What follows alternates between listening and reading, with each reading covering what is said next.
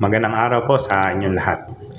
Sa video po na ito, ipagpapatuloy natin yung pagkumpuni ng mga inverter welder machine mainboard na nakuha ko sa junk shop. Panoorin niyo po yung naunang video para malaman niyo ang istorya ng mga board na ito. Bale, ito yung pangalawang board na bubuuin natin.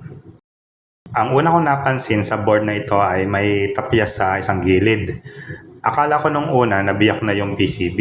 Yun pala, design talaga nito yung may tapyas sa kanto. Katulad ng naunang board, tinanggal na sa junk shop yung mga aluminum heatsink. Pati nga pala yung mga malalaking transistor at diode, kinukuha din nila.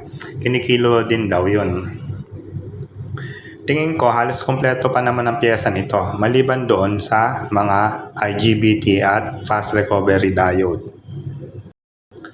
Ang una kong gagawin ay kakabitan ko ito ng bridge rectifier diode para matesting natin yung 310 volts DC power supply at yung auxiliary power supply. Bale, ito po, kinabitan ko na ng bridge rectifier diode. Ito muna ang kinabit ko, yung ibang pyesa hindi muna. At syempre, kinabitan ko din ito ng pansamantalang saksakan.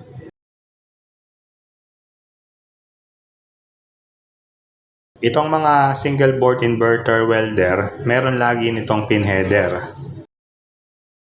Kung i-trace nyo sa PCB, bale yung 2 pin na magkalapit naka-short at konektado sa positive ng 310 volts DC. Yung isang pin naman sa negative ng 310 volts DC nakakabit. Itong pin header ang test point natin ng 310 volts. Yung 24 volts output naman ng auxiliary power supply, dito natin susukatin sa connector ng fan. Kung buo yung auxiliary power supply, makakasukat dapat tayo ng 24 volts. Para madalian akong magsukat ng voltahe, naghihinang ako ng kapirasong wire sa ground ng board para dyan ko i-clip yung negative test probe ng multimeter. Ngayon, isaksak ko na sa 220 volts outlet. Hindi ko narinig na nag-click yung relay. Ngayon, sukatin natin kung mayroong 310 volts. Ayan po, meron namang 310 volts DC. Yun nga lang, hindi nag-on yung relay kaya hindi mababypass yung PTC. Sukatin naman natin ngayon dito sa connector ng fan kung may 24 volts. Ikabit ko lang tong alligator clip ng multimeter.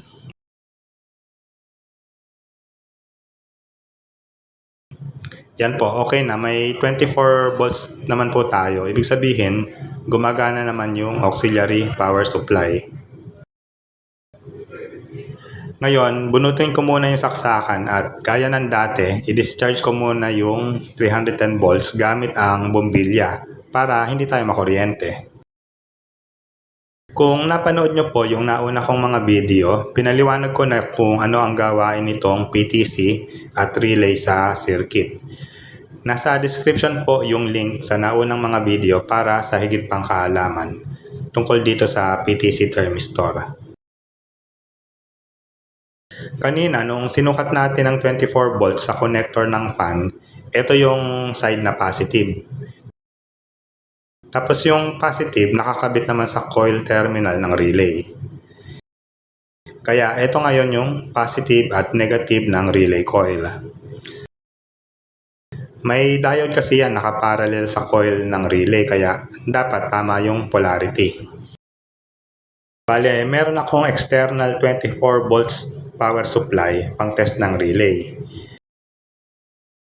Kakabitan ko ng external power at kung buo yung coil ng relay, maririnig dapat natin na mag-click.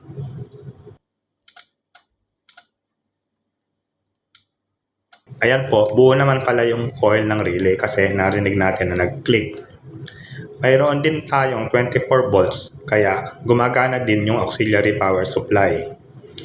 Kaya ngayon, alamin natin kung bakit ayaw mabuhay yung relay.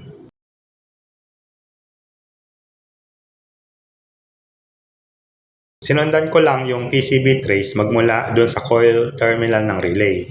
Nagpunta yung linya na yon sa may resistor, may Zener diode, transistor at itong SMD capacitor. Tinanggal ko po muna yung surface mount na electrolytic capacitor para madali nating makita yung iba pang trace ng PCB. Ito yung linya papunta sa coil ng relay. Nagpunta yon sa collector pin nitong maliit na transistor. Yung emitter pin naman ng transistor konektado sa ground ng board. Makikita nyo po dito yung copper fill ng PCB, yan po yung ground ng board.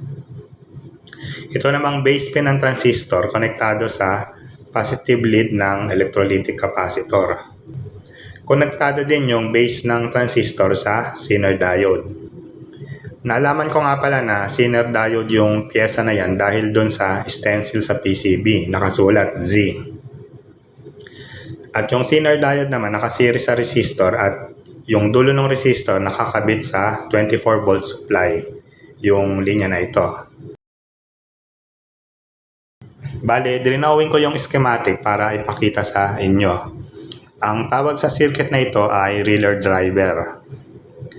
Ito yung relay natin at gaya ng nasabi ko kanina, meron yung diode na nakaparallel sa coil. Yung isang terminal ng coil nakakabit sa 24 volt supply na nakita natin kanina. At yung isa namang terminal nakakabit sa collector pin ng NPN transistor. Nalaman ko po na NPN yung transistor na yan dahil sa bias connection nito sa circuit. Makikita nyo yung base nakakabit yun sa capacitor.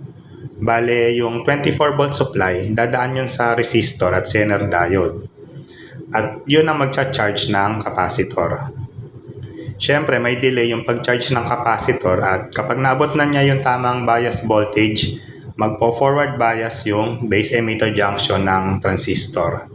At saka pala mag-on yung collector emitter junction. Kaya may konting delay yung pag-on o yung pag-click ng relay pagkatapos nating isaksak yung welding machine.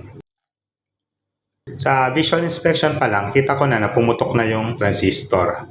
Kaya hindi na natin makikita yung part number code niyan. Pero dahil pinag-aralan natin yung circuit diagram, palagay ko pwede na yung mga multipurpose na NPN transistor.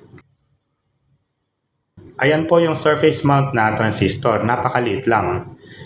Kaya siguro na junk itong welding machine na ito, yung technician hindi niya nakita itong sirang transistor. Ito po ang isang remedyo dyan. Sinubukan ko lagyan ng jumper yung emitter at collector pad ng PCB. Gaya nitong nakikita nyo sa larawan. Kaya disable na yung relay driver circuit. Sinubukan ko pong buhayin yung board at yun po, nag-click na yung relay. Pero halos walang delay. Kung tutusin, pwede na yung remedyo na yan. Kaya lang, hindi ako kontento dahil mas maganda sana kung mapagana natin yung relay driver at soft start na original design nitong board. Kaso wala naman ako makitang surface mount na NPN transistor.